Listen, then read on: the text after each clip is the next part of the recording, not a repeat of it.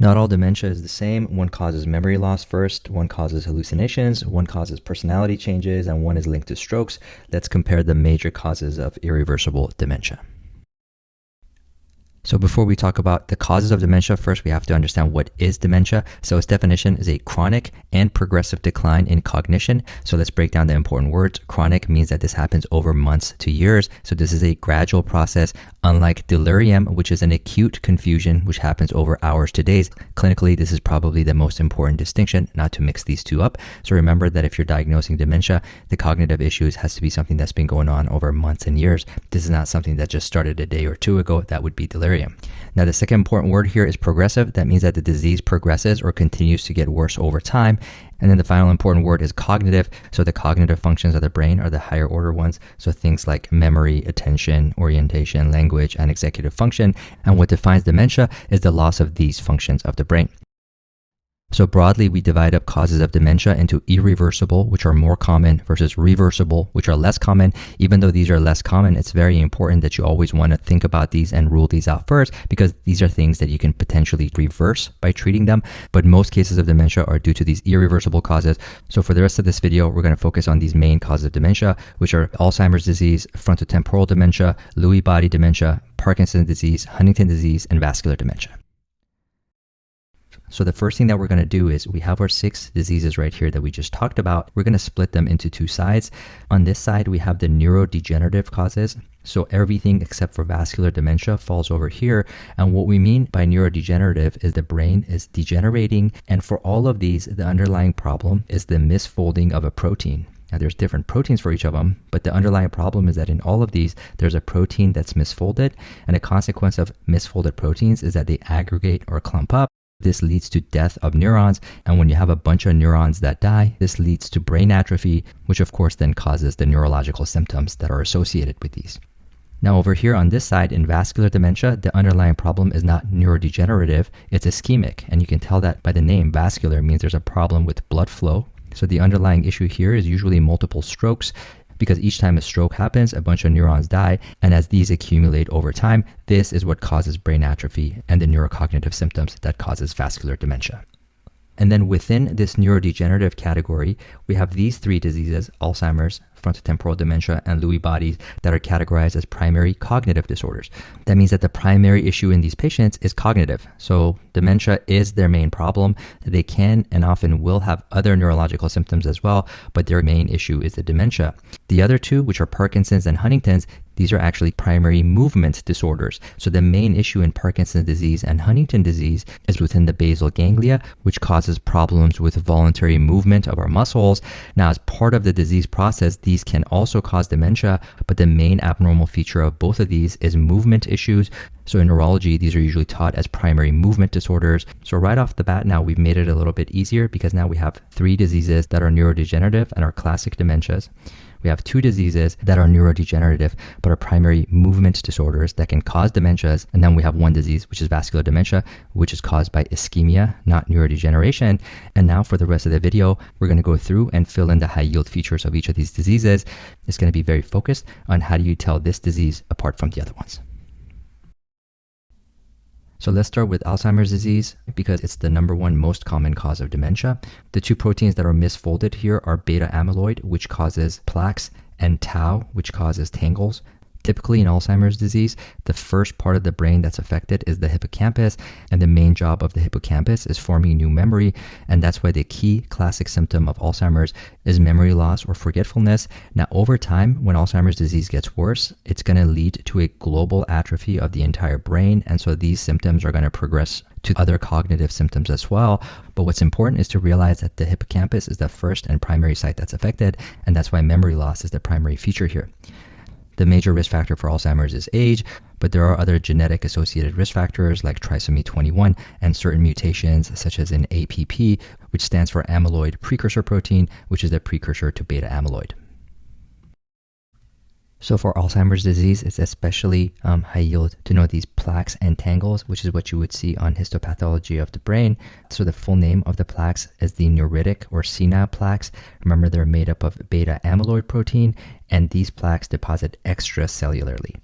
The tangles, on the other hand, their full name is neurofibrillary tangles. The tangles are made up of tau protein, so TA in tau protein and TA in tangles. That's a good way to remember that. And the other key difference is that these misfolded proteins accumulate intracellularly. And here's a couple of pictures so you can better appreciate what the atrophy looks like in Alzheimer's. So on this side of the screen, you have a healthy brain. On this side, you have severe Alzheimer's. And what you can clearly see is the brain is shrunk. The gyri, which are the bumps, are much smaller. The sulci, which are the dips, are much deeper. And the ventricle is much larger. This is all due to the fact that the brain tissue has atrophied. And the same thing you can see over here, just in cartoon form. Again, on this side is a normal brain. On this side is Alzheimer's brain.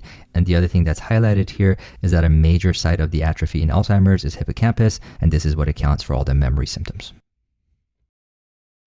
So next, let's talk about frontotemporal dementia. There are different subtypes of this, but the one you're going to hear about most often is called Pick's disease. Regardless of the subtype, the main atrophy here is frontal lobe and temporal lobe. That's why it's called frontotemporal dementia. Based on the normal function of these lobes, the main issues here are going to be problems with behavior and possibly language.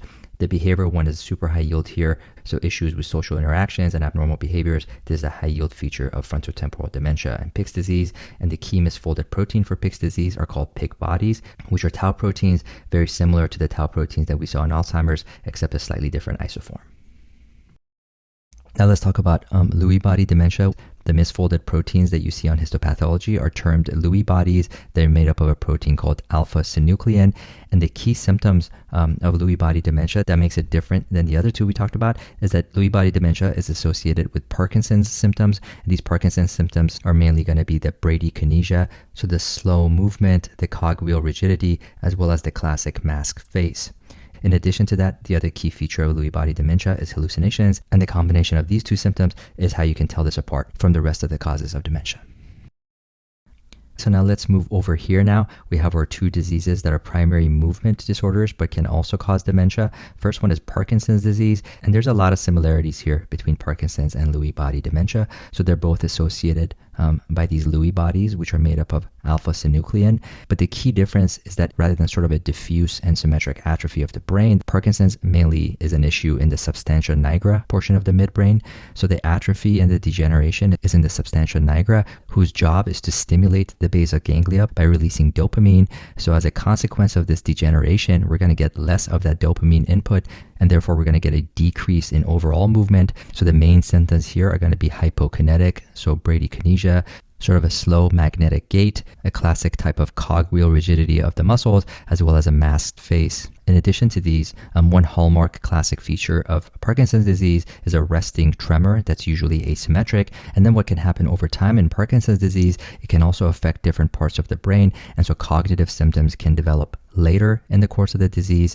So since Parkinson's disease versus Lewy body dementia tends to be confusing, I'm going to spend an extra 30 seconds to clarify it. So in Parkinson's disease, the motor symptoms are asymmetric and the resting tremor is prominent. Dementia develops many years later. Lewy body dementia, on the other hand, is opposite. So the motor symptoms tend to be more symmetric and there's less of a prominent tremor, and the cognitive symptoms and dementia presents early on.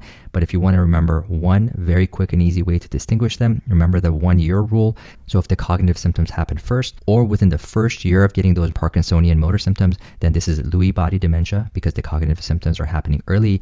But if the cognitive symptoms happen more than a year after the onset of those Parkinsonian motor symptoms, then you're dealing with classic Parkinson's disease. And so finally, now let's talk about Huntington's disease. The protein here that gets misfolded is the Huntington protein, which is on chromosome 4. This is due to an autosomal dominant mutation that causes expansion of these CAG trinucleotide repeats. This is going to cause an abnormal version of this protein, which is going to misfold, and it's going to lead to neuron death and brain degeneration, specifically in a part of the brain called the striatum. And within there are pathways that inhibit movement, and those pathways are going to atrophy. So as that part of the brain degenerates and goes away, we lose that inhibition of movement, and therefore Huntington's disease becomes a hyperkinetic movement in contrast to what we saw in Parkinson's disease. And the classic abnormal movement in Huntington's disease is that rhythmic movement called chorea. And then of course what's going to happen is that this degeneration is going to expand to different parts of the brain as well, and that's how you end up getting cognitive symptoms in Huntington's disease as well. One important thing that's different in Huntington's disease compared to all the other diseases we talked about is that this is 100% familial because the cause of it is this autosomal dominant inherited mutation, and the onset of this tends to be in the younger age range, around 30 to 40 years old. So now we're done with the neurodegenerative causes of dementia. Now let's talk about the ischemic cause, which is vascular dementia. So as I mentioned earlier, the cause here is ischemic strokes, and usually multiple ischemic strokes over time, and the deficits build up on each other. So the main risk factor you're going to be looking for here are the cardiovascular disease risk factors such as age, hypertension, hyperlipidemia, diabetes, smoking. All those classic things that are risk factors for stroke are going to be your classic risk factors for vascular dementia.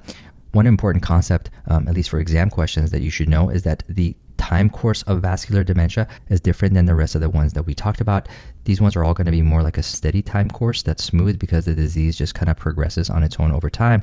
Whereas with vascular dementia, you're going to have a stepwise course. So basically no symptoms, and then the patient suddenly worsens after the stroke, and then again, no symptoms, they remain stable for a period, and then worsen again after another vascular event. So this is going to be more of a stepwise course rather than a smooth linear decline for the other ones. And then the other thing that's different in vascular dementia compared to the rest of them is that since this one is due to stroke, this one is more likely to also have focal neurological deficits. So for example, upper motor neuron weakness like hemiparesis with hyperreflexia and Babinski, this is more likely to be in vascular dementia than the other ones.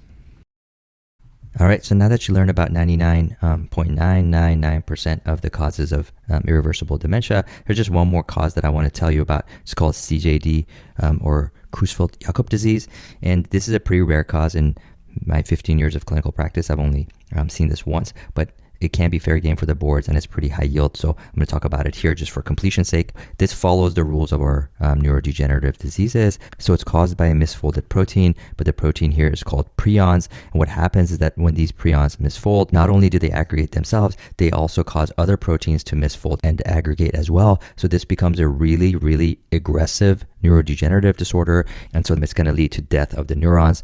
And as big chunks of the brain tissue die and atrophy, this is basically going to cause little holes to form inside of the brain, and that's why this is known as spongiform encephalopathy, because on biopsy the brain tissue looks like a sponge with little holes in it.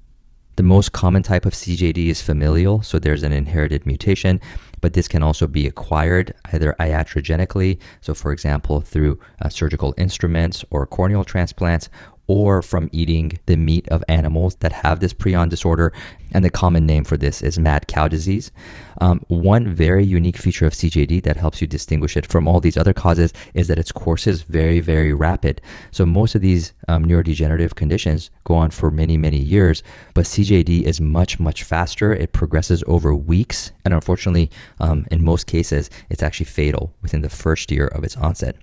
And then the other important feature of CJD that can help you distinguish it from all these other causes is myoclonus.